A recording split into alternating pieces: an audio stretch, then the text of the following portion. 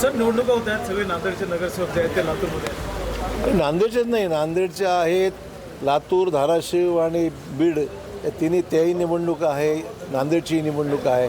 त्यामुळे सगळ्या नगरसेवकांना शेवटी भेटणं आणि आपल्या महायुतीचे उमेदवारांना विजयी करणं याकरता आम्ही सर्वजण आलेलो आहोत. आणि आम्हाला खात्री आहे की सर्व नगरसेवकांचा भक्कम पाठिंबा दोन्ही महायुतीचे उमेदवार आमचे बसवराजजी पाटील आहेत, तिथे अमरनाथ राजूरकर आहेत, ते दोन्ही मतदारसंघ लगत असल्यामुळे सगळ्यांच्या गाठीभेटी झालेल्या आहेत आणि त्याप्रमाणे नगरसेवकांचा आपण पाहता संख्याबळ इथे जास्त आहे आणि चांगल्या मताधिक्याने आमचे दोन्ही उमेदवार या भागात. आरोप केला जातो विरोधी पक्षाकडनं किंवा काँग्रेसकडनं की या निवडणुकीमध्ये सगळा घोडे बाजार जो आहे तो मोठ्या प्रमाणात दाखवा ना. आरोप करणं सोपं आहे. एखाद्या गोष्टीचे आरोप करण्यापेक्षा निवडणुकीमध्ये आरोप प्रत्यारोप राजकारणाचा भाग झाला आहे आता.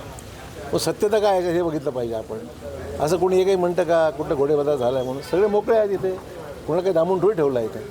शिवसेना ठाकरे गटाचे जे 6-7 खासदार आहेत ते आता वेगळा गट स्थापन करत आहेत आणि ठाकरे गटमध्ये कोलॅप्स होतोय. काय वस्तू जे आपण पाहतो आहे आता, काय नेमकं घडतं मला माहीत नाही, परंतु बरेचसे खासदार उद्धवजींच्या कदाचित कार्यपद्धतीवर किंवा त्यांच्या पक्षावर नाराजी दिसते आणि म्हणून ते विभक्त व्हायची त्यांची भूमिका दिसते आम्हाला. आता काय नेमकं घडते मला माहीत नाही. पृथ्वीराज चव्हाणांनी आता आरोप केला आहे की काहीतरी कॉन्ट्रॅक्ट देण्याच्या आमिषापोटी किंवा काहीतरी काम देण्याच्या, आर्थिक मदत देण्याच्या आमिष दाखवून फोडले जातात खासदार. आता मला वाटतं की माझ्यापेक्षा पृथ्वीराज चव्हाण जास्त माहिती असेल यातली, कारण ते अनुभवी आहेत, ज्येष्ठ आहेत, त्यांना माहिती जास्त असेल. पण तसं काही तथ्य असं मला वाटत नाही आहे. आता आपण पाहतो आहे देशाभरामध्ये विरोधी पक्षाचं नेतृत्व राहिलेलं नाही आहे विरोधी पक्षाकडे. आणि लोकांना तिथे काही भवितव्य आपलं भविष्य सुरक्षित राहील अशा प्रकारचं कोणाला आशा वाटत नाही आणि म्हणून लोक त्या ठिकाणी निघत आहेत. आपण ह्याच्यात पाहिलं आपण बंगालमध्ये सुद्धा बंगालचे खासदारी गेले आहेत, आमदारी गेले आहेत. अवस्था जी आली आणि लोकमत जनमत जे आहे ते आता भाजपच्या बाजूने झालं आहे बंगालमध्ये.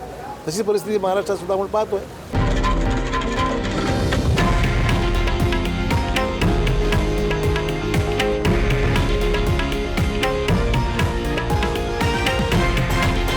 हे आहे देशातील नंबर 1 न्यूज नेटवर्क आणि आपण पाहत आहात TV9 मराठी, एकमेव.